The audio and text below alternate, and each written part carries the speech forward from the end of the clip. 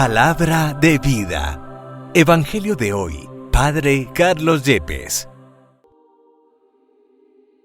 Del libro del profeta Isaías, capítulo 49, versículos 3 y 5 al 6. El Señor me dijo: Tú eres mi siervo, de quien estoy orgulloso. Y ahora habla el Señor, que desde el vientre me formó siervo suyo, para que le trajese a Jacob, para que le reuniese a Israel. Tanto me honró el Señor, y mi Dios fue mi fuerza. Es poco que seas mi siervo, y restablezcas las tribus de Jacob, y conviertas a los supervivientes de Israel. Te hago luz de las naciones, para que mi salvación alcance hasta el confín de la tierra. Palabra de Dios, te alabamos, Señor. Salmo 40. Aquí estoy, Señor, para hacer tu voluntad. Yo esperaba con ansia al Señor. Él se inclinó y escuchó mi grito. Me puso en la boca un cántico nuevo, un himno a nuestro Dios. Aquí estoy, Señor, para hacer tu voluntad. Tú no quieres sacrificios ni ofrendas, y en cambio me abriste el oído. No pides sacrificio expiatorio. Entonces yo digo: aquí estoy. Aquí estoy, Señor, para hacer tu voluntad. Como está escrito en mi libro, para hacer tu voluntad. Dios mío, lo quiero, y llevo tu ley en las entrañas. Aquí estoy, Señor, para hacer tu voluntad. He proclamado tu salvación ante la gran asamblea. No he cerrado los labios, Señor, tú lo sabes. Aquí estoy, Señor, para hacer tu voluntad. Comienzo de la primera carta del apóstol San Pablo a los Corintios, capítulo 1, versículos 1 al 3. Yo, Pablo, llamado a ser apóstol de Cristo Jesús, por designio de Dios, y Sóstenes, nuestro hermano, escribimos a la iglesia de Dios en Corinto, a los consagrados por Cristo Jesús, a los santos que Él llamó, y a todos los demás que en cualquier lugar invocan el nombre de Jesucristo, Señor de ellos y nuestro. La gracia y la paz de parte de Dios nuestro Padre y del Señor Jesucristo sean con vosotros. Palabra de Dios, te alabamos, Señor. Del Santo Evangelio según San Juan, capítulo 1, versículos 29 al 34. En aquel tiempo, al ver Juan a Jesús que venía hacia él, exclamó: Este es el Cordero de Dios, que quita el pecado del mundo. Ese es aquel de quien yo dije: Tras de mí viene un hombre que está por delante de mí, porque existía antes que yo. Yo no lo conocía, pero he salido a bautizar con agua para que sea manifestado a Israel. Y Juan dio testimonio diciendo: He contemplado al Espíritu que bajaba del cielo como una paloma y se posó sobre él.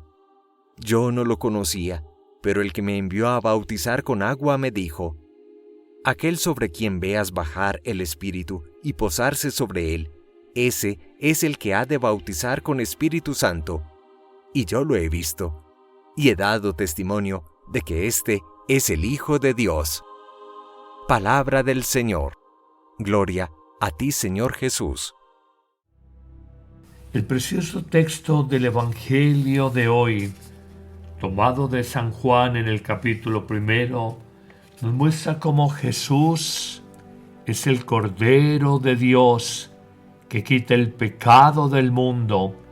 Y esto así lo señala, lo anuncia Juan el Bautista, haciendo de alguna manera reminiscencia, recuerdo, referencia al Cordero Pascual, donde el pueblo de Dios ofrendaba la vida y la sangre del Cordero, inocente, indefenso, inmaculado, lo ofrendaba conmemorando la liberación de una esclavitud cruel, oprobiosa y humillante que vivió el pueblo de Israel por más de 400 años a manos de un antiguo y poderoso imperio, el imperio egipcio. Hoy reconocemos que este nuevo Cordero ya no es solamente el Cordero de Pascua cuya carne comió el pueblo al inicio del Éxodo y cuya sangre derramó y colocó en las jambas o dinteles de las puertas para que pasara de largo el ángel exterminador y solo acabara con los primogénitos de los egipcios, sino que este Cordero que hoy conocemos es el mismo Espíritu que baja y se posa sobre Jesús, que es el ungido, el Mesías que tiene de alguna manera una comunicación personal con Dios. Él tiene la vida divina y por tener esta vida divina en Él, Jesucristo puede liberarnos de la opresión y del pecado, que es la más oprobiosa insidia en nuestra vida, como que he visto tantas personas que han malogrado sus existencias porque una pasión dominante, llámese el adulterio, llámese el licor, llámese el rencor, llámese la soberbia, llámese la codicia del tener, ha encarcelado, ha malogrado sus vidas. Pero ¿qué enseñanzas podemos sacar a partir de este texto evangélico? Extraigamos algunas enseñanzas o sabidurías para nuestra vida. La primera, el Evangelio de Jesús, el mensaje de Jesús es sobre todo una alegre y buena noticia, que eso significa etimológicamente la palabra evangelio, recordando que era una expresión del Imperio Romano, una expresión secular o pagana, donde se hablaba de los evangeliarios o atletas, soldados atletas que corrían a anunciar las victorias que permitían que el imperio de Roma se expandiera y creciera cada vez más en sus límites. Pues bien, estos evangeliarios, mensajeros de buenas noticias, fue una palabra que del mundo pagano, del mundo secular, fue cristianizada, fue espiritualizada, y de ahí que la palabra evangelio signifique la mejor noticia, la noticia de una vida nueva, de una vida en el amor, de una vida de libertad frente al mal, frente al sufrimiento, una vida que nos lleva a entender que se puede existir con plenitud. Pero en esa alegre y buena noticia tenemos que hacer una precisión. Las cosas no son malas porque Dios haya querido que sean pecado. Es al contrario, precisamente porque son malas y destruyen nuestra felicidad, son pecado y por tanto no queridas por Dios. Lo digo muy a propósito de algunas personas que quieren presentar el mensaje de Jesús como un mensaje donde hay celo de Dios por el hombre, por su libertad y por su felicidad. Y es todo lo contrario. Jesús nos quiere libres y felices, pero no es por el camino engañoso, por la trampa del libertinaje humano, del hacer todo lo que me venga en gana en la vida, sino que es por el camino de la obediencia a Dios, donde nos señala en sus mandatos, en sus preceptos, que nos hace bien, que nos hace daño, porque a veces estamos tan ofuscados en nuestra inteligencia, en nuestro entendimiento, que no somos capaces de distinguir el bien del mal, y por eso Jesús es el gran maestro que nos ilumina. Pero viene una segunda enseñanza. Jesús viene a quitar el pecado, que no solamente debe de ser perdonado, sino suprimido, arrancado del alma del hombre. Jesús perdona nuestras faltas, pero también quiere erradicar, quitar el mal, la injusticia, la enfermedad, la oscuridad de nuestro corazón.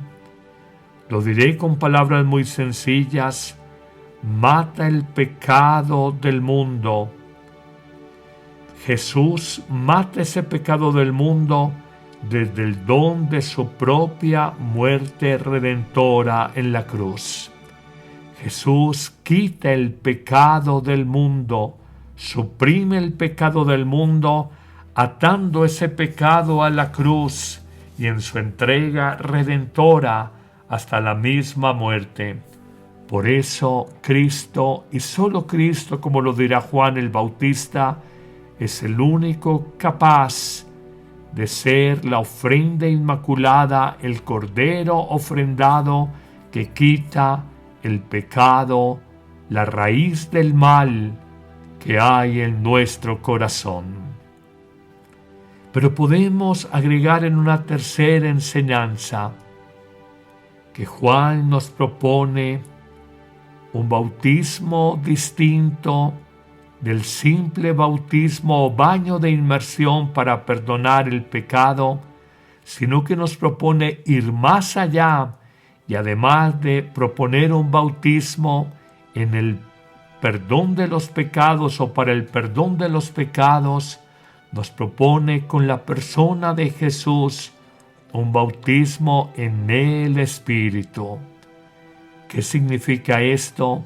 Un bautismo donde morimos ciertamente a nuestro pecado, ceguera, esclavitud personal, pero renacemos o nacemos de nuevo a una vida plena de alegría, de esperanza, de felicidad. Hoy te invito para que recuerdes el día de tu bautismo y te des cuenta que fuiste salvado al altísimo precio de la vida entregada y la sangre derramada por Jesús en la cruz. Hoy te invito para que sientas la alegría de vivir en Dios, de vivir la vida nueva, y te colocaré un ejemplo cotidiano. No se trata de pensar en la vida nueva, sino de vivirla, como no se trata de pensar en el vino, sino de alegrarte tomando el vino de Cristo, el vino del Evangelio. Hay que beberlo, hay que saborearlo, hay que gustarlo, y en el mejor de los sentidos hay que embriagarnos del vino de la vida nueva que Jesús nos ofrece. Así es vivir en el Espíritu, sumergidos en el Espíritu, viviendo la vida nueva y no solamente teorizando intelectualmente, conceptualizando de manera académica sobre esa vida divina que Jesús nos ofrece con el bautismo y el Espíritu que se posa sobre él y también sobre cada uno de nosotros. Concluyo esta reflexión con una cuarta enseñanza, señalando que Juan es el gran anunciador, el que da testimonio por excelencia de Jesucristo.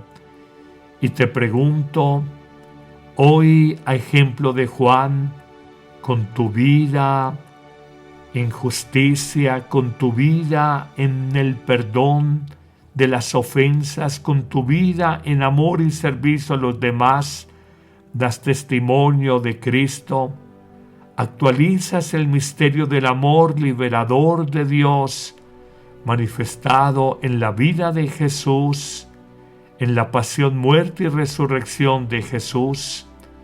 Tú y yo estamos llamados, a ejemplo de Juan el Bautista, a ser testigos vivos de Jesús, a decir: Él ha cambiado mi vida, Él me ha despertado de mi inconsciencia, Él me ha hecho un hombre, una mujer nuevas. Hoy, ¿cómo es tu testimonio de vida?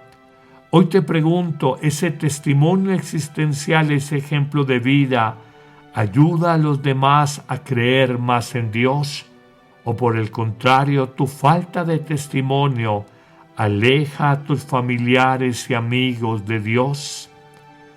Termino con esta frase que oí hace muchísimos años: fíjate cómo vives, porque quizás tu ejemplo de vida sea el único evangelio que pueda leer tu hermano.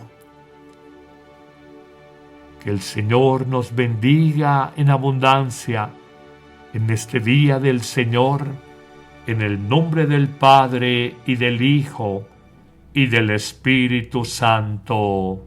Amén. ¿Listo para un cambio? La app Amén Comunicaciones te abre las puertas a un mundo de fe y reflexión. Con un solo clic podrás acceder a misas, oraciones y contenido que nutre tu alma. Esta app es ligera y fácil de descargar en Android y Apple. El Padre Carlos Yepes te invita a unirte a esta comunidad de fe y esperanza. No dejes pasar la oportunidad de crecer espiritualmente cada día.